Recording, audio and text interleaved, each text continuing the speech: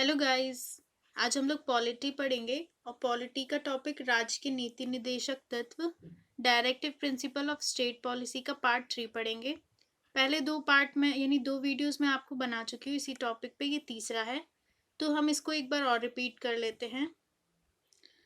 ये मैं पहले आपसे क्वेश्चंस पूछती हूँ, राज्य के नीति निर्देशक तत्व क्या होते हैं?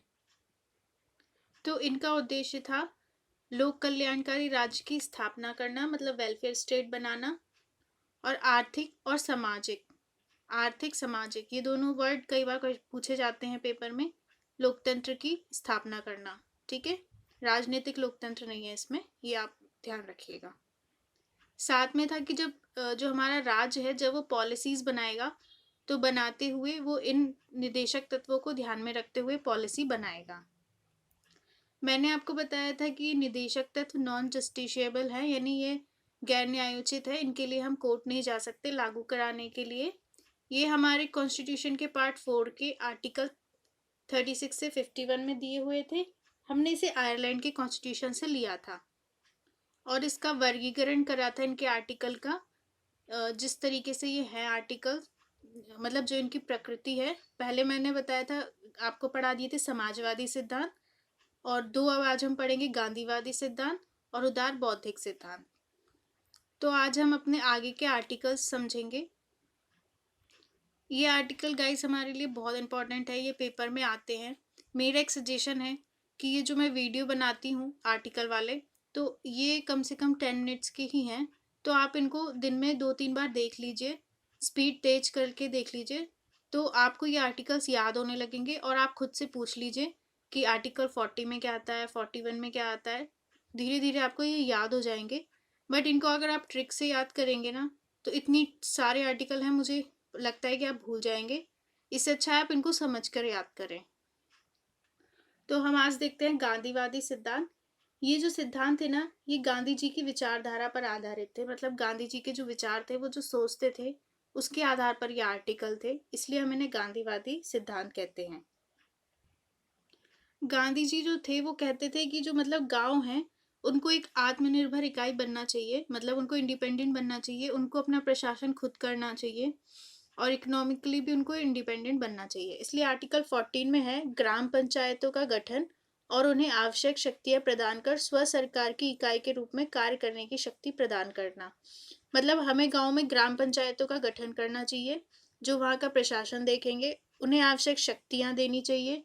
ये नहीं कि आपने पंचायत तो बना दी लेकिन उनके पास ना ही आर्थिक शक्तियां हैं और ना ही उनके पास काम करने की स्वायत्तता है। तो इसलिए हमें ग्राम पंचायत गांव में बनानी चाहिए, उनको शक्तियां भी देनी चाहिए काम करने की। दूसरा था आर्टिकल 43। इसमें दिया था कि ग्रामीण क्षेत्रों में कुटीर उद्योग व्यक्तिगत व सहकारी के आधार पर कुटीर उद्योगों को प्रोत्साहन देना।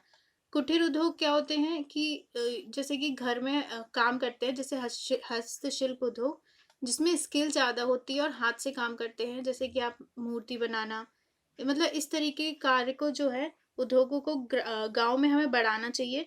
इससे क्या होगा, लोग इंडिपेंडेंट होंगे फाइनेंशियली, क्योंकि जो इंडस्ट्री है उसमें सबको काम नहीं मिल सकता, इसलिए गांव में हमें कुटीर उद्योग बनाने चाहिए।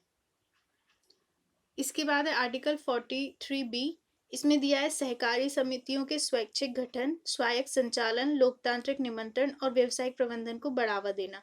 मतलब जो कोऑपरेटिव सोसाइटी होती है जिसमें कुछ लोग मिलकर अपने बेनिफिट के लिए आपस में सहयोग करते हैं, काम करते हैं, मतलब किसी भी चीज़ को करने के लिए वो आपस में सहयोग करते हैं।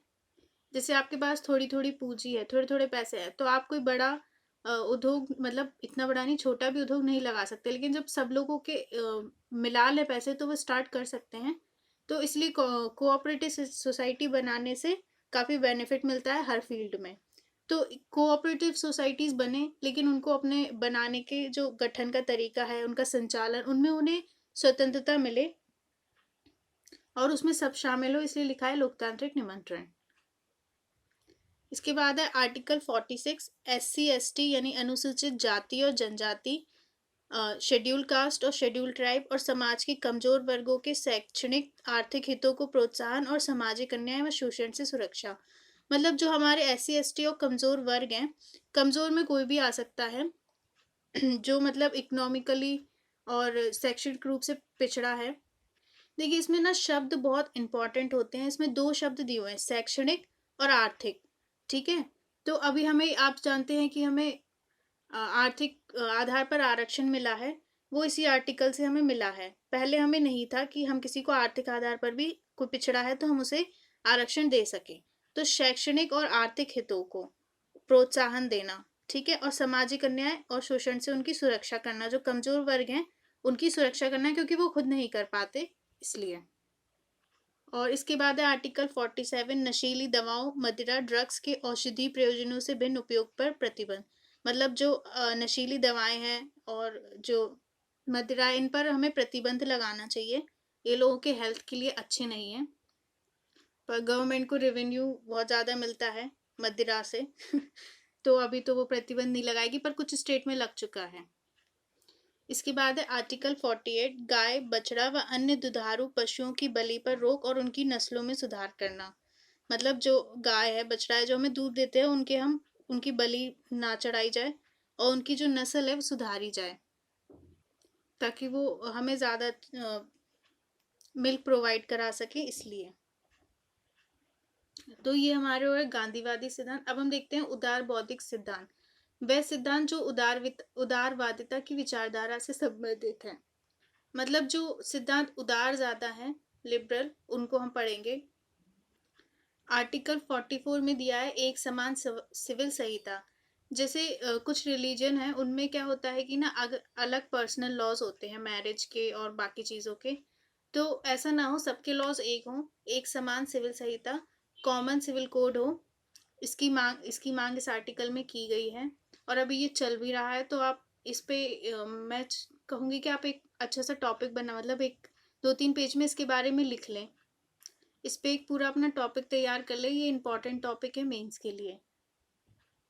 गोवा में लागू भी है समान सिविल संहिता, लेकिन अभी कंट्री में लागू होने के लिए टाइम लगेगा, क्योंकि हमारी जो इंडिया है उसमें काफ़ी डाइवर्सिटी है, काफ़ी विविधता है, काफ़ी तरीके के लोग हैं।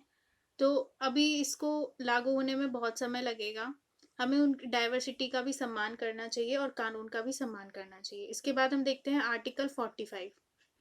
इसके लिए अच्छा होगा कि हम आर्टिकल 44 में कि अगर हमें सिविल संहिता बनानी है तो हमें सब जो रिलीजन है उनको बिठा के उनकी परमिशन, उनको साथ लेकर बातचीत के द्वारा बनाना चाहिए, जिससे कम से कम विवाद हो। इसके बाद आर्टिकल 45 में दिया है कि सभी जो बालक हैं उनको 14 ईयर्स की आयु पूरी करने तक निशुल्क और अनिवार्य शिक्षा देना, मतलब उनको फ्री एजुकेशन देना। तो आप देखेंगे 86 संविधान संशोधन अधिनियम, मैंने इसको शॉर्ट में लिख दिया है, 2002 में इसे आर्टिकल 21A में, मतलब मूल अधिकारों में जोड़ा गया था। इसके बाद देखते हैं आर्टिकल 48। इसमें दिया है कृषि और पशुपालन को आधुनिक और वैज्ञानिक प्रणालियों से करना। जो हमारा एग्रीकल्चर है ना, वो काफ़ी पिछड़ा हुआ है, क्योंकि क्या है ना, छोटे खेत ज़्यादा हैं। अगर आप फॉरेन में जाएंगे, यानी अमेरिका वगैरह, तो वहाँ बड़े खेत होते हैं और उनसे काफ़ी ज़्यादा प्रोडक्शन होता है, मशीनों से किया जाता है। हमारे यहाँ नहीं किया जाता, हमारे प्रोडक्शन बहुत कम है पर हेक्टेयर। तो उसको बढ़ाने के लिए हमें आधुनिक और वैज्ञानिक प्रणालियाँ अपनानी चाहिए कृषि में।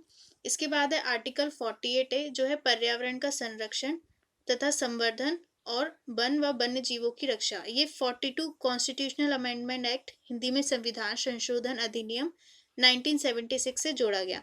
यानी 42nd जो कॉन्स्टिट्यूशनल अमेंडमेंट एक्ट था, उससे बहुत सारे आर्टिकल इसमें जोड़े गए हैं। तो आप ये भी याद कर लेना कौन कौन से जोड़े गए। जो ए होंगे ना, 48A, 39A, ये जो है इनको ही जोड़ा गया होगा, जिनमें ए होगा ज़्यादातर, पर आप इनको एक बार देख के अच्छे से याद कर लीजिएगा। तो अब मैंने आपको बताया था इन्वायरमेंट बहुत इंपॉर्टेंट होता जा रहा है, इसलिए हमें अपने इन्वायरमेंट की रक्षा करनी चाहिए और वन्य जीवों की भी रक्षा करनी चाहिए। इसके बाद आर्टिकल 49 है स्मारकों तथा राष्ट्रीय महत्व के स्थानों व वस्तुओं का संरक्षण। आपने देखा होगा कि जो हमारे पुराने स्मारक होते हैं उस पर सब अपना नाम लिख देते हैं, नाम लिख कर चले आते हैं तो इस तरीके से अपने जो स्मारक है उनको गंदा ना करें, उनको साफ सुथरा रहने दें, आसपास गंदगी ना फैलाएं। ये आर्टिकल 49 में दिया हुआ है। बताइए, ये भी चीज़ें हमें बतानी पड़ती हैं। इसके बाद है आर्टिकल 50, राज्य की लोक सेवाओं में न्यायपालिका को कार्यपालिका से पृथक करना, मतलब जो हमारी न्यायपालिका है, जुडिशरी, और कार्यपालिका एग्जीक्यूटिव, ये दोनों एक दूसरे के काम में हस्तक्षेप ना करें, ये पृथक होएं और सहयोग से काम करें, ना कि एक दूसरे को डाउन करने के लिए काम करें, हस्तक्षेप बहुत ज़्यादा ना करें।